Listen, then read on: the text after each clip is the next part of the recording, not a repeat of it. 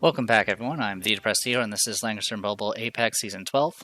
This will be the last match for me for this season, because this will be the end of the point matches, and we'll be going to elimination. And what way to end it than to end it with a box that I absolutely despise. It has been it's boxes like this that are kind of the bane of my existence for many seasons, and what a way to end it. In any case, as for updates, I did finally change Liana into a holy class. So all my healers are now holy class, which means they can be buffed by both Christian and Lightbringer. Gives me a little extra flexibility. It does reduce her health and intelligence, unfortunately, but it's at least consistent. Also, if I ever need to make her immune to fixed damage in Twilight Star, I have that option available. Shafaniel is currently maxed out on casting patterns, so that'll be 8 out of 15 of the characters are now maxed out on casting patterns. This is actually particularly good for Shafaniel, not only because I've been using her, but also her casting pattern talent is actually coming out soon, and it will make her even better. It goes well with how I tend to use her. I'm currently focusing on Sophia since I tend to have plenty of cloth type casting patterns, and I tend to use Sophia as a healer more often than not. So I've been buffing up Sophia, and then whatever spare R and SR materials I've been just throwing out on everyone else. So gradually just getting everyone caught up at this point. Anyway, as for our opponent, it's a rush box. It has AoE, has assassins, has just tank busters. It has one healer and no tanks. I opened with banning Oboro because there's nothing I can do about him if he chooses to hang back and charge up and transform. So I have to stop him. So, dealing with that, my opponent bans Rose and Seal, which is completely makes sense since this group does have a lot of nasty AoEs. Also, SPL, or not SPL1. Well, there is an SPL1, but there's also an SP Matthew, SP D-Heart, SP Cherry. So, all sorts of SP. So yeah, ban my Rose and Seal. They grab Sword and Light and Shadow as their opener. I ban Rotham and get rid of Epsilon. They're pretty nasty assassins. Epsilon, of course, has the faction buff, which is also really annoying. Rotham, well, his grappling is probably not as bad in this map. He can definitely do a lot of stunning, and I don't want to deal with that. So I grab Lightbringer. They ban my Sword and Light and Shadow and my Sherry. And open with Jintoki. So right off the bat, we're dealing with two characters I don't fight that much in Apex. In fact, this might be our first match ever with these two characters. I get rid of Archon of the Moon, get rid of Wedham. Wedham, because obviously with all this high mobility and teleporting shenanigans and AoEs, it'll be very easy to do a follow-up with Wedham, or vice versa, with Sword and Light and Shadow. And then Archon of the Moon, of course, is reasonably bulky when he's in water, and I think he has a self-res when he's in water, but also he can pull, which is also very annoying. I grab Lucretia. They get rid of my Yulia and my Audon Kelmo. Takes SP Matthew. SP Matthew, I'll talk a little bit more once we get into the match. I get rid of Iron Blood Commander, get rid of their Sherry. At this point, I'm just trying to minimize the potential damage here. Sherry can double tap and stun.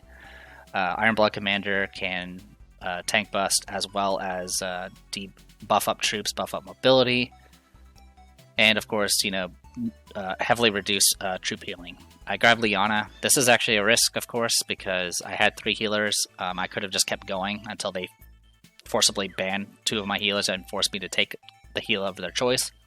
But since I don't have Rose and Seal, I really, looking at this box, I knew I was going to need at least some sort of way of being immune to debuffs, because that's the only way I can stop Sword and Light and Shadow's resing debuff, where she can negate the self-res. So that's why I grabbed her. Sophia can do okay against dispelling debuffs, but otherwise she doesn't really have a way of preventing debuffs from happening, and Sissy White's just not really good with debuffs in general. So grab Liana. They get rid of my Asusa, get rid of my Iron Blood Commander. They grab SV D-Heart, which out of everything was probably the least of my worries. I get rid of Lucretia, and at this point I do get rid of Risen Seal. Since this is going to be very much a kill race, and they're going to have they have more DPS than me, I need to ensure that they can't get healed. Also, I wanted to ensure they can't negate any debuffs I happen to do. Also, since I was getting rid of Risen Seal, I grabbed Sifaniel. Since I can easily now do a lot of AoEs for low cooldown, and my opponent doesn't really have a super easy way of healing themselves. They banned my Girl in the Shell, banned my Sissy White, leaving me with Sophia and Christiane. So as predicted, I'm left with a tank healer pick. And they take Werner. Which, yeah, Werner's probably a bit more difficult to deal with than SB Matthew at this point. So I grabbed Christiane. I could have gone second healer, but I really wanted more bulk than anything at this point. Because any hits that don't get kills means that's a wasted action, and I can keep, going. Whew. So yeah, I was like, I've been so busy this week. I was just like, please give me an easy match. They gave me this, and I was like, oh god, this is not great. So we got SPD Heart, Standard Kit, Strike, 3C, Oath of Karma, which can only be applied to Sword and Light and Shadow. Jintoki is Standard Kit, 3C, line-based AoE, and then his heal and move again. Werner here is his usual kit. It's all of his exclusives. The only thing that's different is sometimes Werner goes with state troops or state guards, but in this case he went faceless. Give me one moment. Sorry about that, I had to clear my throat. Anyway, Sword and Light and Shadow. Sword and Light and Shadow opted for her exclusive AoE, which can prevent Act Again. And then, last but not least, we have SP Matthew. Oh, actually, one thing I wanted to check on Sword and Light and Shadow. Yeah, I think she's 5 stars. Yeah, I believe she's 5 stars. Anyway, SP Matthew went with Angels. He can ignore skill cost, which means he can have up, instead of being capped at 6 points, he can go as high as he wants. His attack and defense increase for every ally within every ally in the battlefield, up to 25%.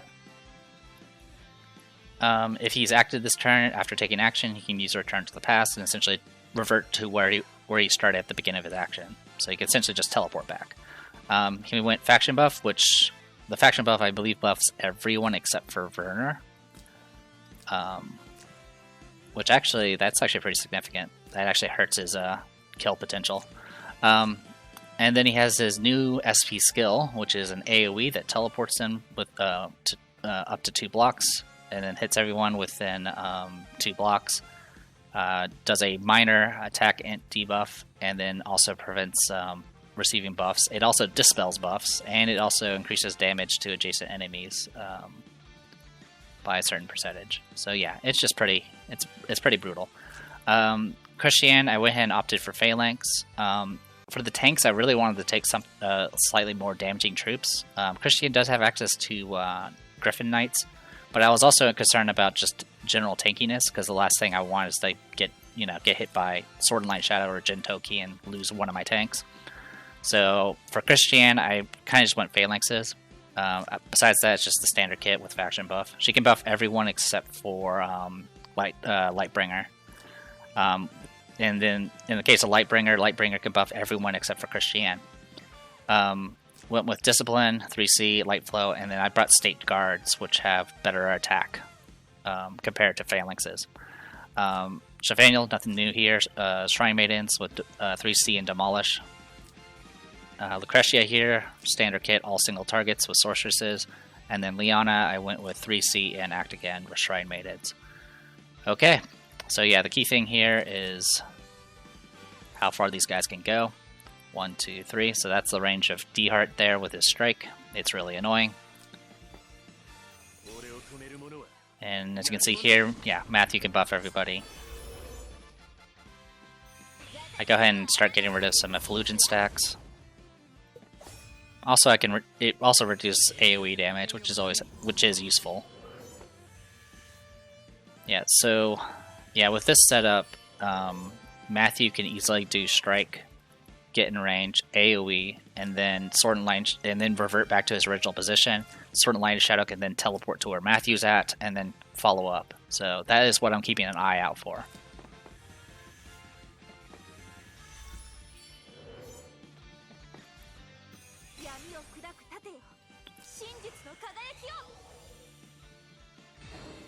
So yeah, at this point I'm kind of just spreading out. I'm staying just out of range. I did get my exclusive proc, but I'm still pretty much out of range. I can go 1, 2, 3, 4, 5, 6. So I can hit Jintoki, and that's about it, which isn't really that helpful. Besides that, yeah, Jintoki got his Eidos buff because he hasn't done anything yet. But other than that, we're okay. Yeah, Oath of Karma, which I don't think really helps in this case. Like, does it? Really? I don't think it does. Oh, gain an additional damage dealt increase. Okay. And ignored class disadvantage when hero attacks. Okay, and ignore... oh, when heroes attack, ignores guard. Okay, I see how it is. Alright. So, Ode of Creation, I put this on Lightbringer so she's immune to debuffs.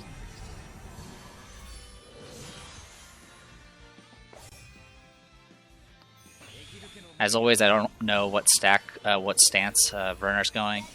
I'm assuming he's going riposte, because he's not in range to actually do much.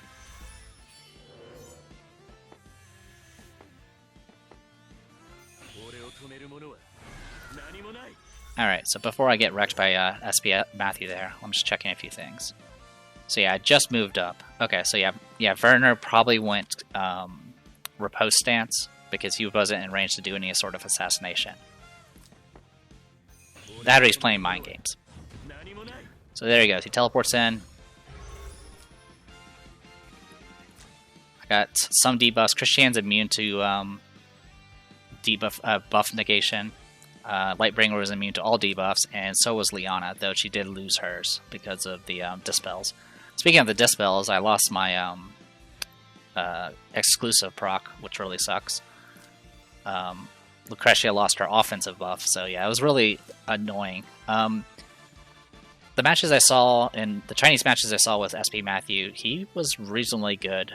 But supposedly the overall look of him is it's an improvement, but it's not a high enough improvement to actually make a huge difference. He's just another guy who can cover ground in AoE, which unfortunately there are plenty of those characters in this game.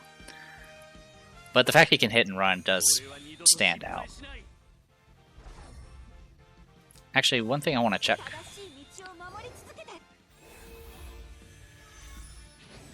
Yeah. So I'll go over that in a second. I want to check what Matthew did here. So yeah, AoE.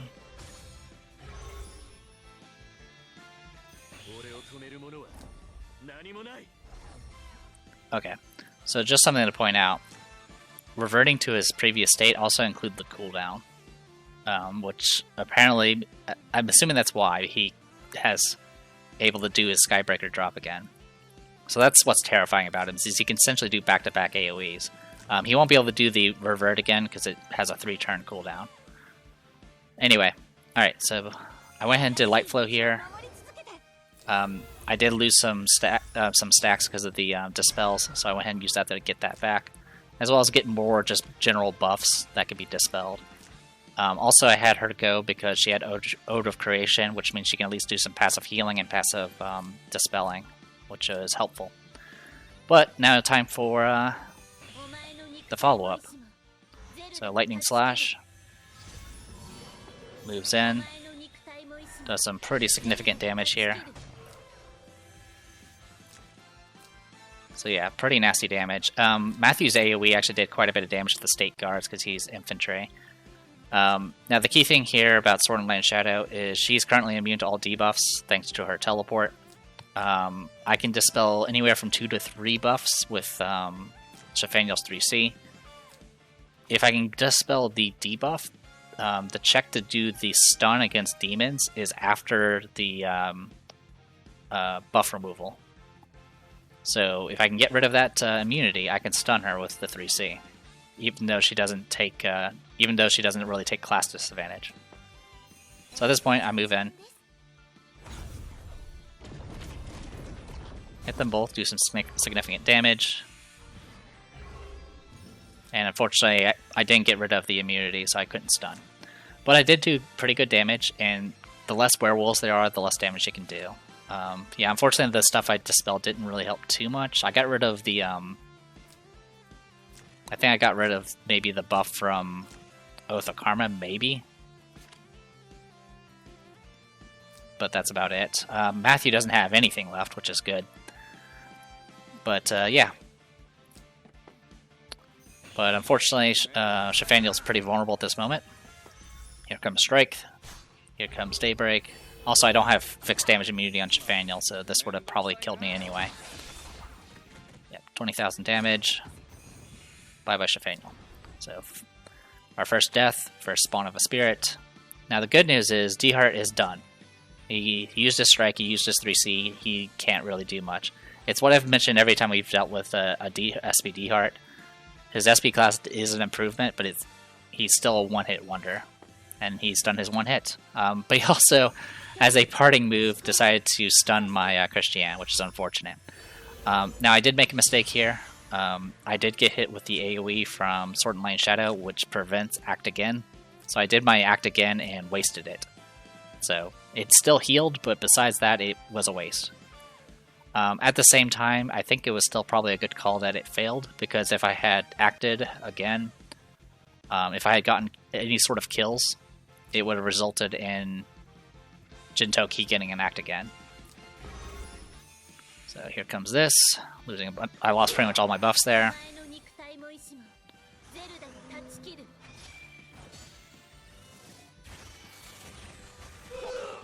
Got hit with the crits, but it was enough to actually kill. But she did get hit with the debuff that prevents self-res. So if she dies, she dies. She's not going to get her self-res. And of course, she got a bunch of healing thanks to Steelmane Werewolves and all that good stuff. Alright. So, with all that, the key thing here is playing off the Jintoki. If you let the Jintoki act and then kill something, you're giving him a free action, as well as letting him go Super Saiyan. He hasn't acted yet, so an Act Again will not proc if I kill something right now. And I definitely need to get rid of Matthew before he hits us again with this AoE, because he's just going to dispel more buffs. D-Heart's not going to do anything, Sword of Light and Shadow's acted, and Werner's apparently not in strike stance. So if he does attack, he can't bypass guard. Alright, so with that, I went ahead and decided to go straight for Matthew. I don't have an attack buff, and it was against Angels, so I did Reaper to make sure I get kill. Also, I wanted to attack with Lucretia just to get some passive healing to Christiane, to try to keep her as alive as possible. The Jintoki does have Mimir's Hammer, so he got the Mimir Hammer buff. And he also got maximum stacks because somebody died. And like I mentioned before, he would have gotten an Act Again, but he hasn't acted yet. So at this point, I kind of just move up with the pet. Went ahead and did Magic Pulse. So a big issue with SPD Heart is generally the go-to for him is to take Fairy Spirit Prophets, so it can go well with his 3C, which has 2 range. But without the 3C, D-Heart actually has 1 range for his attack, which is bad. And so that's why the Fairy Spirit Prophets are the only ones that attack when he attacks at range. So even though it was magic damage, it was only troops, and so I was just able to just tank it. And Christiane generally has pretty decent magic defense.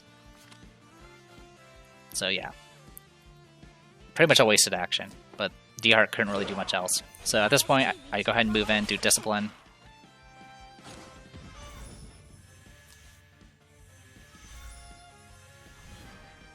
Yeah.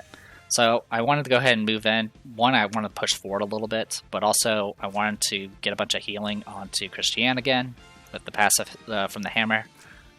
I am putting Lucretia exposed to Werner here, because even with... Oh, actually, no. if he's in riposte stance, he can't actually reach. So we're actually good to go. Good to go. Okay, cool. So yeah, I pretty much took a risk here because while I was playing, I actually I didn't really think that far ahead about whether or not Werner was going to be in riposte stance or not. But yeah, he's in riposte stance right now, which means he actually can't reach anybody.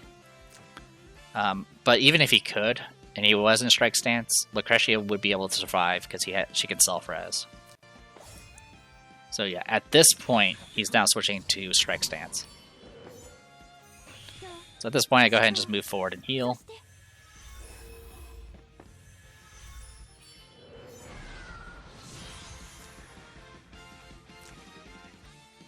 So just something I want to check real quick. Yeah, so right now, you go to here, and 1, 2, 3, 4, 5, 6. So yeah, right now, like, even with his slightly higher mobility, the only thing he can do is do his scooter dash, and he can only hit one target on all the rows here with scooter dash. So he's just completely out of position. He now has breeze proc, so he's good to go. Christiane was the last action because she was stunned, so that's why my opponent's going to be going first this round.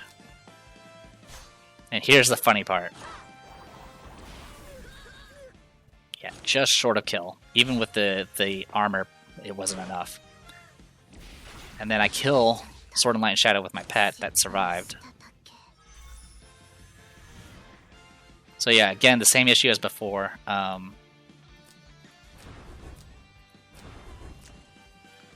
So his choice was he could have attacked in melee against Arcane Golem, or attack at range using Fairy Spirit Prophets.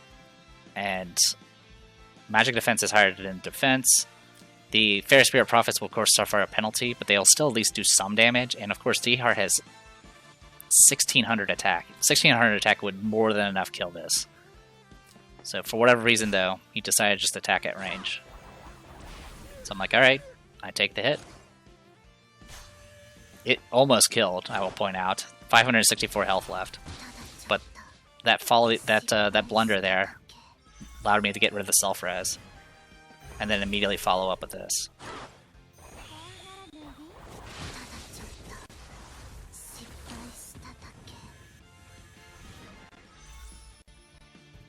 There you go. So just... Sorry for pausing a bunch, but... Yeah, if my opponent had killed the puppet then, I would have had to...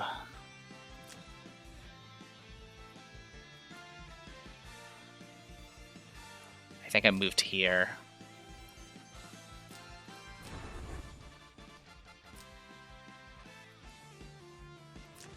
I would have had to either go for Werner, which is pretty risky since assassins track really fast, or just go for kill against D-Heart.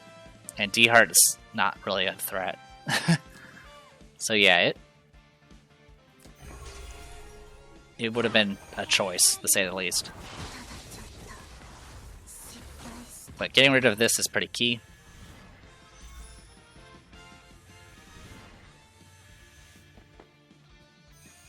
So here comes the sugar intake.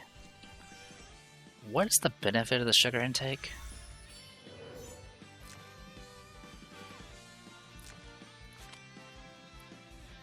Cannot be dispelled. No, seriously, what is the benefit? Upon reaching 2 sacks of sugar, I don't really know why he did sugar intake. He didn't need to, but whatever. Oh, it was just to move here for the... Okay, it was just to go there to do extra damage to the pet. Okay, that was what the plan was. Anyway, yeah, I wasn't going to survive that 46,000 damage. So yeah, this guy is a monster. Right now with his stacks, he has plus 32% attack and reduces damage by 32%. And he strikes first, always. Good news is he doesn't have his attack buff anymore from the faction buff, but besides that, you can see he's still a monster. Killing him at range is pretty much required.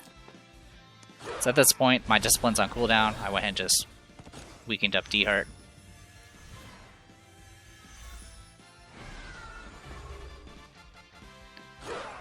and then decides to go after. Doesn't have Twilight Star. I have Shrine Maidens at full health. Almost kills, but not quite enough.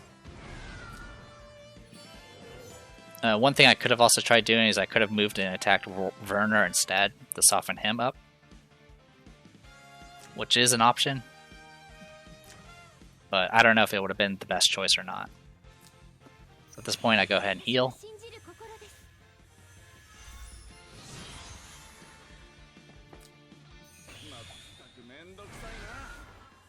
Alright, so one thing I want to check here.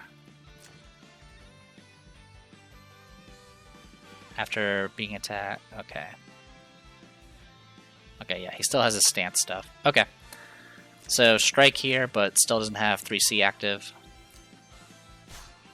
And again, attacks at range. And almost kills himself. So yeah, at this point, I go straight for Jintoki.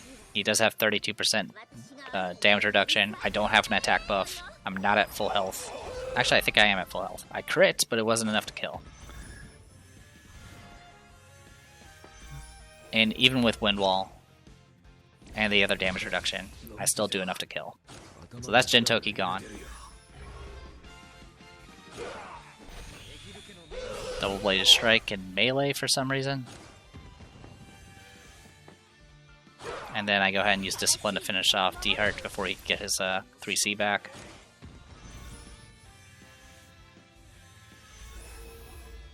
And there you go.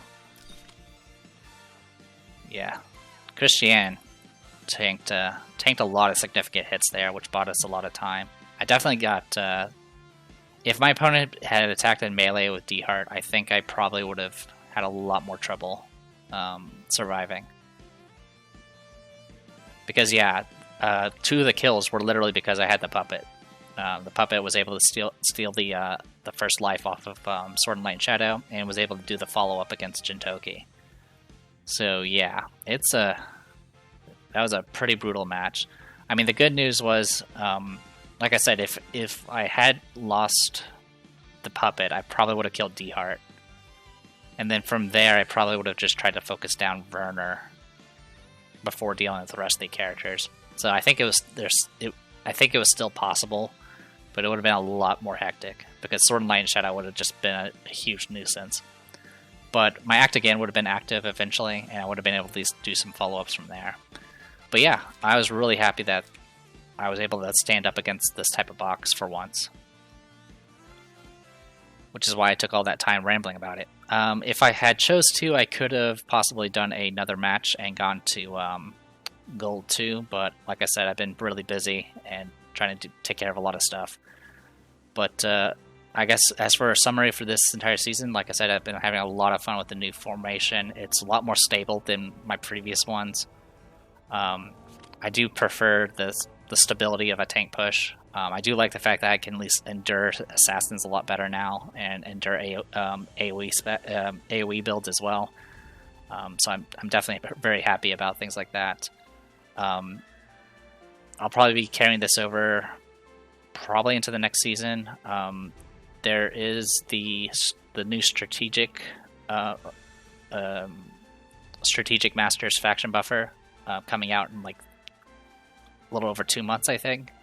I'll be adding her in because she does have a way of disabling guard as well as other things, and she can also passively buff strategic, which I do have some strategic masters in this box, like Azusa here.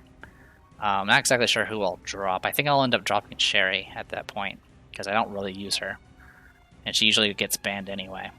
So yeah, that'll probably be the idea. Beyond that, I think after that, who else comes out? I think after that it's the collab, the next collab, which has a lot of interesting characters as well. So we'll be gradually changing it up, but I think I'll be sticking with the two tank, 4 healer box for quite some time for now. Definitely looking forward to a lot of the new characters that are coming out. Unfortunately, there's not going to be any new SP classes for us to mess around with. The next SP class is Leon, unfortunately. Which, I mean, what I've seen of Leon, it had a lot of stuff involving like demon fire and stuff like that, and all I can think of was, why aren't you doing this for Sonya? That's pretty much my thought. But they're at this point they're just buffing whoever they like at this point, and unfortunately there are fans of Leon out there, and yeah. So like I said, there's not going to be much as far as SP classes, but the new talents will gradually come out, and I'll be buffing up all the characters that get new talents. I definitely look forward to the time faction buffer that will be coming out in the future. I don't really intend on going a time box or anything like that, but it is really good that we're finally going to be getting another time faction buffer, because we haven't had one in a long time. We haven't had one since the first Tales of Cold Steel, I think. Or no, not Tales of Cold Steel. No, we haven't had a new time faction buffer since Yu Yu Hakusho. That's how long it's been.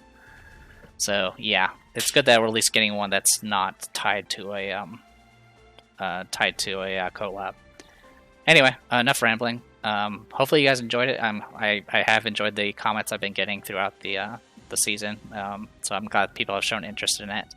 Unfortunately, there's not going to be much going on for those who are new here. There's not going to be much going on besides maybe some summon videos, but those are not. I don't intend on doing the next batch of summons because they're characters I don't need.